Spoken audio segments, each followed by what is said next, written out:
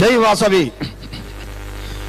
వైశ్య వికాస వేదిక ఈ కార్యక్రమం ఏర్పాటు చేసినటువంటి మన అన్న కాచం సత్యనారాయణ గారికి, ఇక్కడికి వచ్చినటువంటి ఎందరో మహానుభావులు, అత్యరత మహానుభావులు, ప్రతి ఒక్కరికి నేను పేరు పేరున నమస్సుమాంజలు తెలుపుతున్నాను. ముఖ్యంగా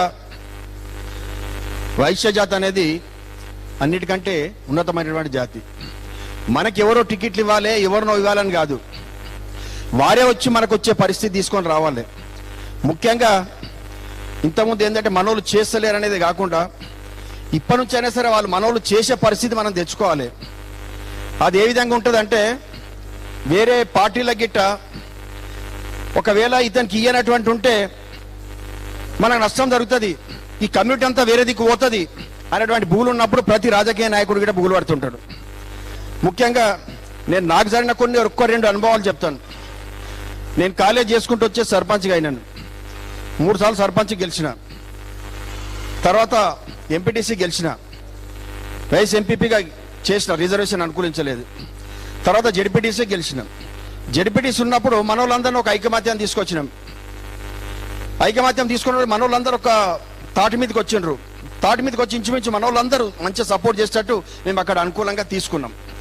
ఆ తర్వాత నెక్స్ట్ ఎలక్షన్ లోపల ఉన్న అన్ని పార్టీల నాయకులు మనోళ్ళందరి దగ్గరకు వచ్చి బతిమలాడుకు వచ్చేసారు. అది కారణం ఏంటంటే మొదటి ఎలక్షన్ ఎఫెక్ట్. ఎందుకంటే ముందటిసారి మేము సరిగా వీళ్ళని చిన్న చూపు చూసినాం కాబట్టి మేము ఓడిపోయినాం.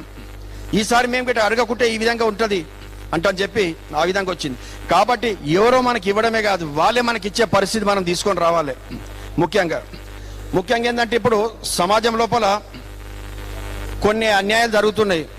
సోదరులు ఒకసారి వినాడు. ఇది ఎందు గురించి అంటే, ఈవెన్ మేము ప్రతి ఫ్లాగ్నేషన్ చేస్తాం మండల పరిషత్ లోపల. చేసినప్పుడు ఏమవుతుందంటే, ఇంతకుముందు మహాత్మా గాంధీది గిట్ట ఫ్లాగ్ దగ్గర పెడుతుండ్రి. ఈ మధ్యాహ్నం మహాత్మా గాంధీది పక్కకు పెట్టేసి వేరే ఫోటో పెడుతున్నారు. అవన్నీ మీకు తెలిసిందే పరిస్థితి.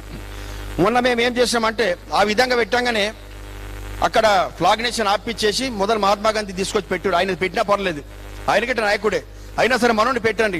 ఎందుకంటే ఏ పదవి ఆశించకుండా చేసిర్రు. కాబట్టి ఈ మధ్యకాలంలో ఏం చేస్తున్నారంటే, మహాత్మా గాంధీ అంటే ఒక వైశ్యుడు అనేది మన అందరికి తెలుసు, మనోడైన మన సోదరుడని.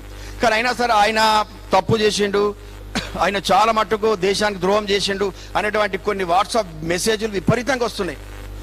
ఆయన అన్నా సరే మన వైశ్యులను అన్నట్టు లెక్క పెట్టుకోవాలి ఒకసారి. మీరందరికీ ఏంటంటే దాని మీద మాత్రం మీరందరూ దృష్టి పడి, యువత మాత్రం దృష్టి పెట్టండి.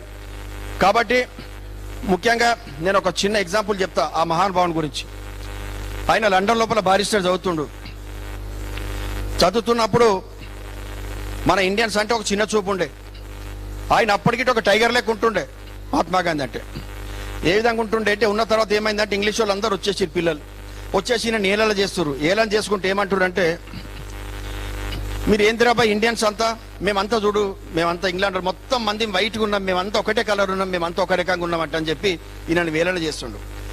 ఏళ్ళ చేస్తున్నప్పుడు ఈయన ఒకటి చెప్పేసిండు. వాళ్ళందరూ మాట్లాడుకుంటారు, అయ్యా కరెక్టే, మీరందరూ ఒకటే కలర్, మేమందరం రంగులతో మేమందరం ఉన్నాం ఇండియన్స్ అంటే. ఒక లెక్క పెట్టుకోరి, పంచకళ్యాణ్ గుర్రాలు ఏ విధంగా ఉంటాయి రాబాయ్? ఒకటి తెల్ల, ఒకటి నల్లగా, ఒకటి ఎర్రగా, ఒకటి ఈ విధంగా ఉంటుంది. అది ఇమ్మాందారి ఉంటుంది. దాని మీద ఎక్కినోడు యుద్ధానికి పోతుంటారు, అన్ని రకాలు చేస్తుంటారు. కానీ గాడిదలు ఏ విధంగా ఉంటాయి చెప్పండి, మీరు మొత్తం ఒకటే కలర్ ఉంటాయి రావని చెప్పేసినట్ట ఆ పరిస్థితి లోపల వాళ్ళు మహాత్మా గాంధీ గారు. కాబట్టి నేను ఒక్కటే, మనల్ని ఆదర్శంగా తీసుకుందాం, మన మహానుభావుల చరిత్రను మనం మర్చిపోవద్దు. ముఖ్యంగా టికెట్స్ గురించి అంటే కేవలం మన వర్గం వేస్తేనే మనం సరిపోం, మనం ప్రజలలో జొచ్చిపోవాలి. ఒకసారి నేనున్నప్పుడు ఈయన ఎన్నిసార్లు ఉంటాడంటని చెప్పి ఒక పర్సన్ ఏం చేసినంటే, వాళ్ళు మొత్తం మంది అందరు ఒకటైపోయి నన్ను ఓడగొడుతందుకు నాకు ఏజెంట్ లేకుండా చేసి పడేసేది. ఏజెంట్ లేకుండా చేసినప్పుడు నేను ఒక్కని కూర్చొని మొత్తం చిన్న పిల్లలైనా సరే ఏజెంట్ కూర్చొని నడిపించినాం. First ward, second ward, third ward, fourth ward total 100% గెలిచినాం.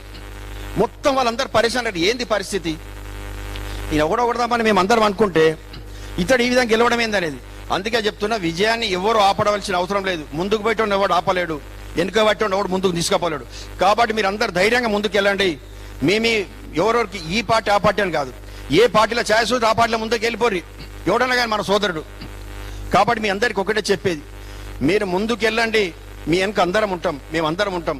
అన్న ఒక మంచి ఒక డిస్కషన్ దీన్ని పెట్టేసింది కాబట్టి ఇది ఇంతింతాయి వటుడింతాయి అని చెప్పి దీన్ని ఇంకా పెద్ద పెరగాలంటని చెప్పి నేను మీ అందరికి మనవి చేస్తూ ఈ అవకాశం ఇచ్చినందుకు అన్నకు కుదరదు ముగిస్తున్నాం. అన్న ఆల్ ద బెస్ట్ సేనా.